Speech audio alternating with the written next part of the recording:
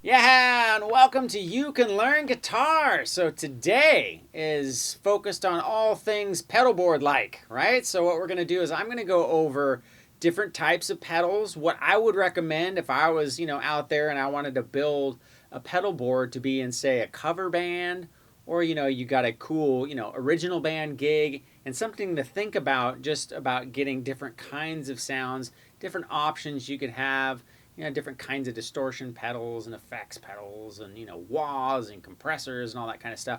And then in the next lesson, I'm actually going to build my pedal board and I'll show you how to, make your own cables and do all that kind of stuff and wire it up for power and all that good stuff. Don't forget the link down below. Sometimes there's videos that are not on YouTube down there. There's also free chord books, scale books, all that kind of stuff. So make sure you check that out. All right, so let's zoom in for a closer look at the pedal board.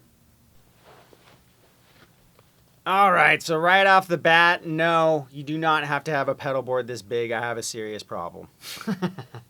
But anyways, the reason I have this many pedals is I try to get a lot of different sounds, right? So one of the things we need to do is figure out what type of things we're going for, right? What type of amp tones we like. I highly recommend getting the best bass tone or best amplifier tone by itself that you can, and then get the pedals and add to it. And what I mean by that is I'm a tube amp guy, so obviously you guys see me with the divided by 13s. For me personally, I've tried everything, and by far those are my favorite amps. But that doesn't mean they're for everybody, right? So you got to figure out, am I a Vox kind of a guy, right? I like maybe, the Wilco-y kind of bands, Beatles, all sorts of people used Vox, but they have EL84s.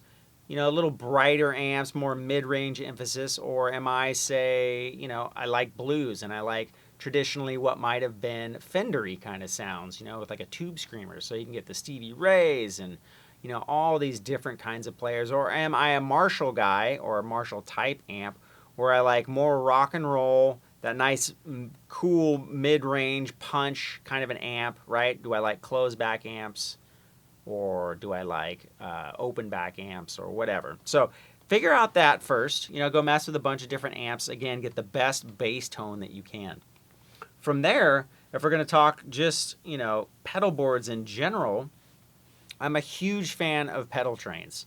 And I'll tell you why. Is because, there's a lot of similar companies out there. You have SKB and all these different other companies. They're great at an SKB board forever, and the thing lasted forever. It was bulletproof, right?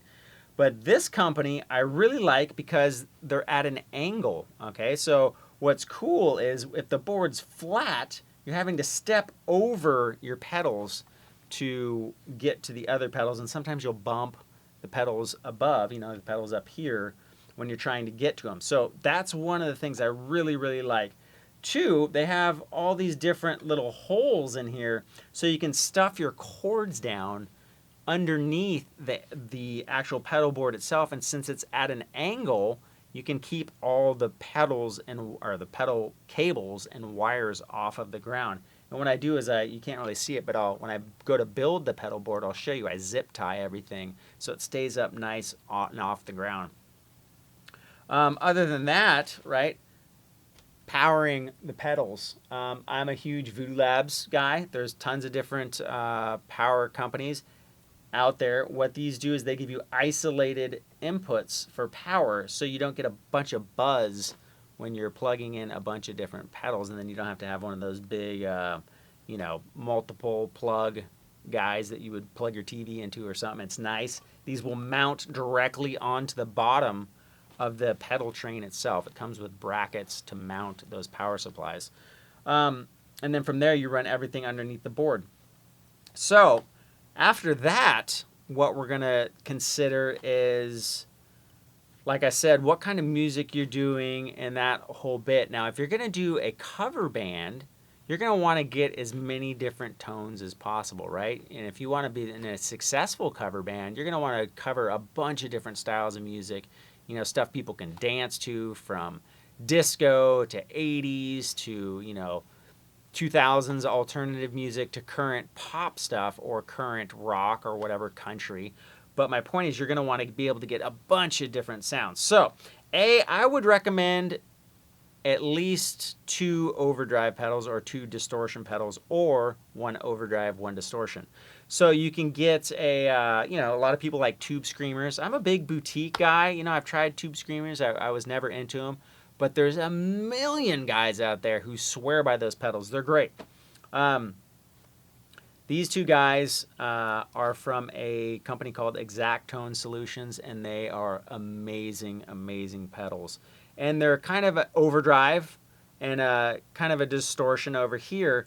And what I like about that is I can get a cleaner tone on my amp and then maybe set this guy for more of my different overdrive. Like I want more of like a punchy rock rhythm sound, right? And then I'll set this guy for a lighter, more Hendrixy kind of open sounding kind of thing. So when you're doing that neck pickup and all that kind of stuff, or maybe a cleaner song, but you want just a little bit of hair on there, I'll set that. Up here, this Wampler is all out Van Halen, right? I love Van Halen. I always end up playing that kind of stuff in the bands that I've been in. So I get a pedal for that kind of a deal. I also, you also maybe want to think about, maybe 1 distortion pedal and 1 boost pedal. This is a boost pedal. And what I like about this is it's like getting your amp's bass tone, right, with no pedals, and then you hit that, and it's almost like going over and turning up the gain on your amp. So you get a really high quality representation of your amp tone pushed a little bit further. You're hitting the preamp.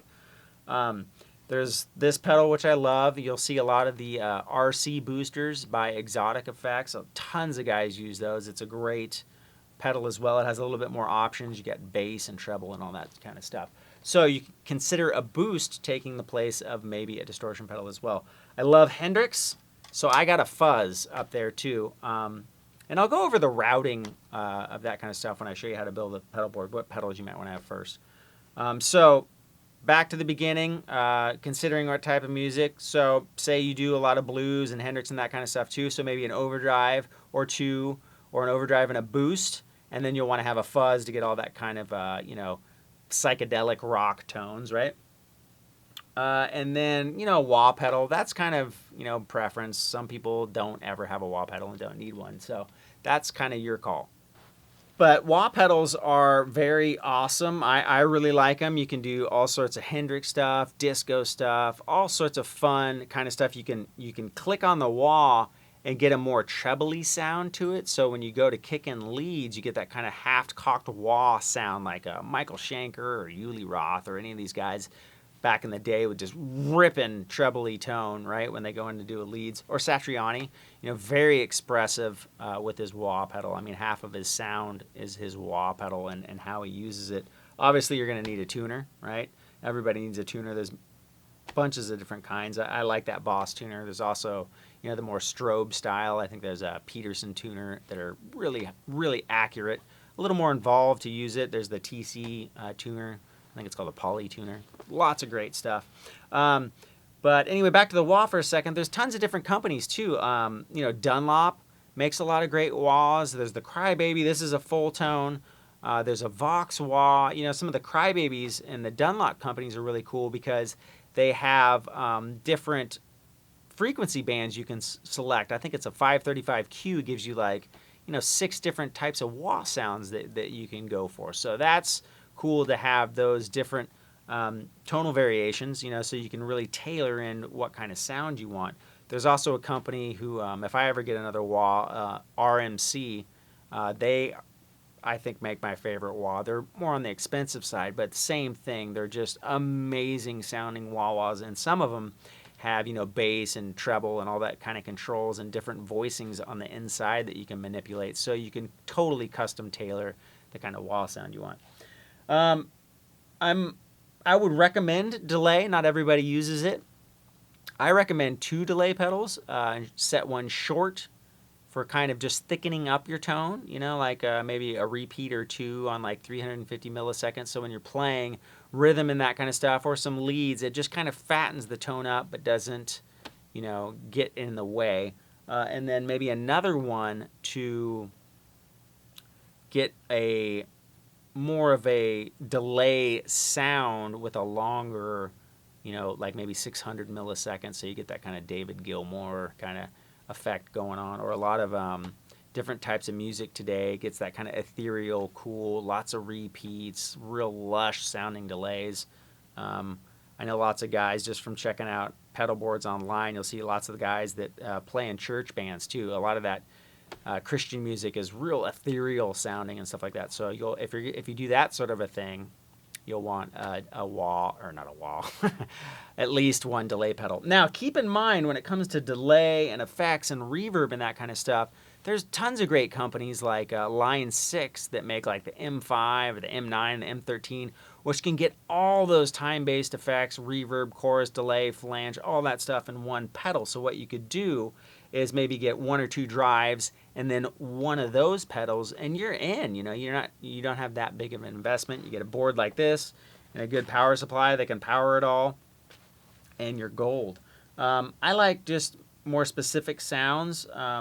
So I'll get certain delays because they do certain things. They sound a certain way. Now I'll get all my other sounds, choruses, flanges, vibes, all that off of this Strymon Mobius. They're by far my favorite effect company, like delays, reverbs, all that kind of stuff. I'm not a gazillionaire, so I can't afford all their pedals, right? But they're for what you get, they're reasonably priced. Like this pedal is basically like 8 pedals in one, so it's $450. But if you were to buy all those pedals and a good version of all those pedals, you'd be spending way more. So I suggest save up, blah blah blah.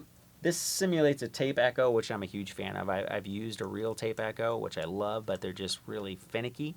So this is a pretty good representation, or actually very good for the money representation of what a tape echo is.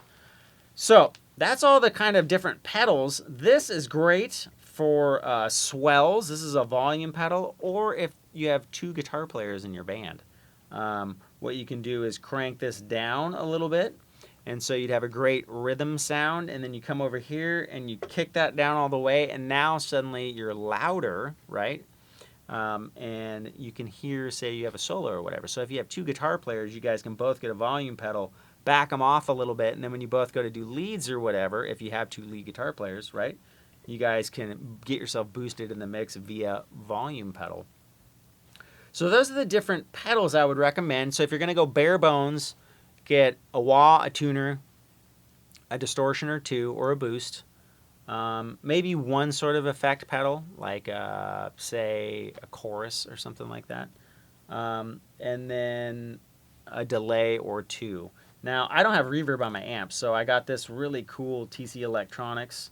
Sounds amazing, for the money. Sounds really, really good reverb pedal, and then I can use it on whatever amp combination I have. I have a couple amps that I use, so.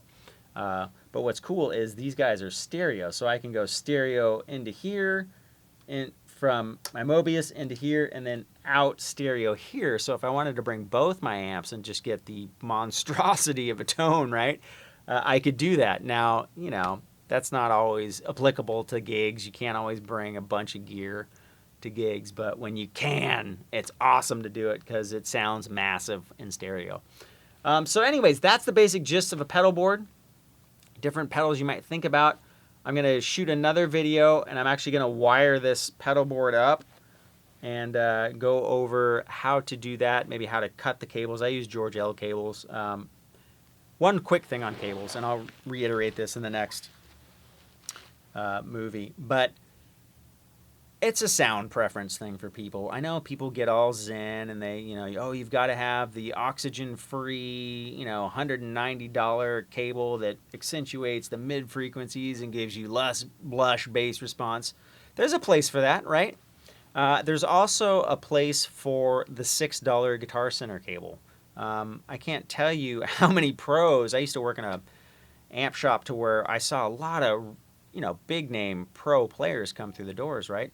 Some of them, their favorite chords were the $6 patch cables at Guitar Center, right? So you got to figure out what works for you. I like the George L's. They sound great to me. So I'll show you in the next video how to make some of those as well, and then how to wire up your stuff with zip ties and make it look all purty. All right, so stay tuned for part 2.